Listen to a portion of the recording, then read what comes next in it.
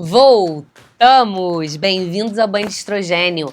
Quem ainda não viu o vídeo da semana passada, vai precisar voltar um pouquinho, assistir semana passada para entender o que a gente está falando. Como vocês viram, eu peguei o vídeo e vou dividir, porque é muito grande o tema, mas o tema é um só. Então, semana passada a gente explicou o que era a pré-eclâmpsia, certo?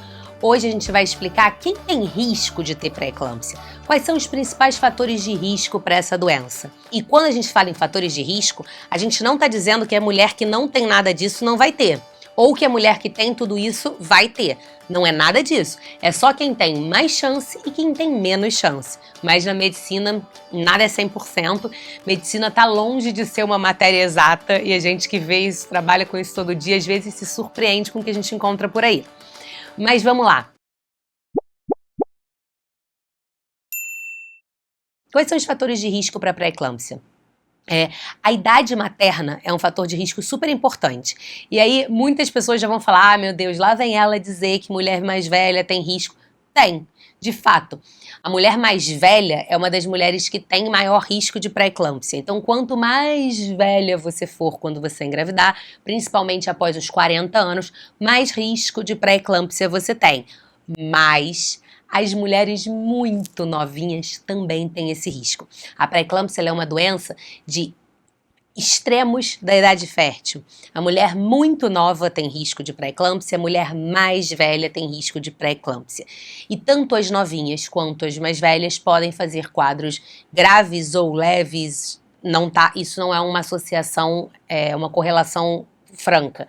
Mas o fato é que se você engravida muito, muito cedo ou se você engravida, deixa para engravidar mais tarde, você é uma paciente que tem mais risco de pré-eclâmpsia. Outro fator de risco importante, e que aí aqui no Brasil a gente perde um pouco esse parâmetro, porque o Brasil é um país com muita miscigenação, a gente tem muitas etnias juntas, todo mundo tem um pouquinho de tudo.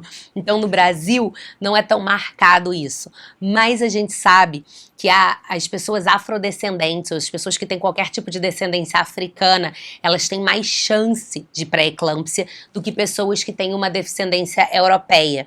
A raça negra, a raça preta, né? O preto ele tem mais risco de hipertensão e ele tem mais risco de pré-eclâmpsia, ele tem mais risco de doenças cardiovasculares. Tudo que for mais inflamatório, os afrodescendentes têm mais risco. E a pré-eclâmpsia não foge à regra, a pré-eclâmpsia tá aí também. Então, é o que eu falei, aqui no Brasil isso se perde um pouco, porque, enfim, né? Todo mundo tem um pouco de tudo, mas quando você pega países que têm uma miscigenação menor, você vê que na África, por exemplo, a incidência de pré-eclâmpsia é maior do que, por exemplo, no Japão ou do que, por exemplo, na Alemanha. Então, a idade, a etnia é um fator de risco. Um outro fator de risco muito interessante é o tempo de contato com aquele parceiro que você tem.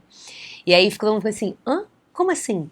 Assim, nas primeiras relações, o primeiro contato com aquele sêmen, ou a primeira gestação de um casal, ela é um fator de risco maior do que as gestações subsequentes do mesmo casal. Porque a gente já sabe que o tempo de exposição àquele sêmen pode fazer com que a adaptação materna ao produto, né, aquele material genético, diminua a chance de pré-eclâmpsia. Então, quando a gente vai fazer as perguntas de uma paciente numa anamnese, é sempre importante saber, é sua primeira gestação? Não, é minha terceira. Mas é a primeira gestação com esse parceiro? Porque isso é um fator de risco. Então, o primeiro filho é um fator de risco, ou o primeiro filho do casal, se já tiver tido uma troca de parceiro. A pré-eclâmpsia se torna também mais associada a essa primeira gestação. Deixa eu pensar se tem mais algum. Obesidade. Mulheres obesas têm mais risco de pré-eclâmpsia. Atividade física é um fator protetor, então mulheres que fazem atividade física diminuem o risco de ter pré-eclâmpsia. E aí tem um fator de risco que, na verdade, não é fator de risco, é um fator protetivo que eu falo. Eu pensei bastante antes de falar sobre ele, mas eu acho que como a gente está falando de medicina, eu tenho que trazer fatos e vou deixar bem claro aqui, tarja preta para falar sobre isso, não estou dizendo que é para ninguém usar cigarro. Não estou dizendo que o tabagismo é uma coisa boa, porque o tabagismo vai trazer inúmeras consequências para essa gestação, inúmeros riscos para essa gestação. Mas, por incrível que pareça, o tabagismo é um fator protetor quando a gente fala de pré-eclâmpsia. Tem alguns estudos que mostram que as mulheres que se expuseram ao cigarro tiveram menor chance de ter pré-eclâmpsia do que as mulheres que nunca se expuseram ao tabaco. É para fumar? Óbvio que não. Mas é um fator protetor. E eu acho que como aqui a gente trabalha com ciência, a gente tem que trazer as informações. Tá aí uma informação interessante para vocês. Então, cigarro, exercício, primeira gestação, idade, etnia. Será que eu esqueci algum? Gente, é um monte de coisa na história. Acho que não. Eu acho que esses são os principais fatores de risco que a gente tem. Se eu tiver esquecido algum, depois eu boto um comentário aqui no link do vídeo falando, gente, esqueci disso, olha a minha cabeça. Mas acho que esses são os principais fatores de risco. Então, o que fica de mensagem desse vídeo é, se você está pretendendo engravidar, ou se você acabou de descobrir uma gestação e está acima do peso, o ideal é que você controle para não ter um ganho excessivo. Se você acabou de engravidar e não faz atividade física, comece atividade física, isso pode te ajudar a evitar uma pré-eclâmpsia.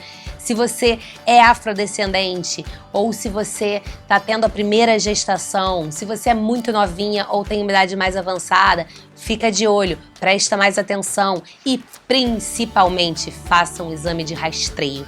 Existe um rastreio para pré-eclâmpsia. A gente pode fazer um rastreio para pré-eclâmpsia e a partir desse rastreio a gente categoriza as mulheres em alto risco e baixo risco e faz um remédio, uma profilaxia. A gente tem um remédio que a gente pode usar para tentar diminuir a chance dessas mulheres que são alto risco de fazer a pré-eclâmpsia. Mas eu acho que isso fica para o próximo vídeo. Até semana que vem. Na semana que vem eu vou falar um pouquinho sobre os sintomas da pré-eclâmpsia, o tratamento e a prevenção. Combinado, galera? A gente se vê semana que vem.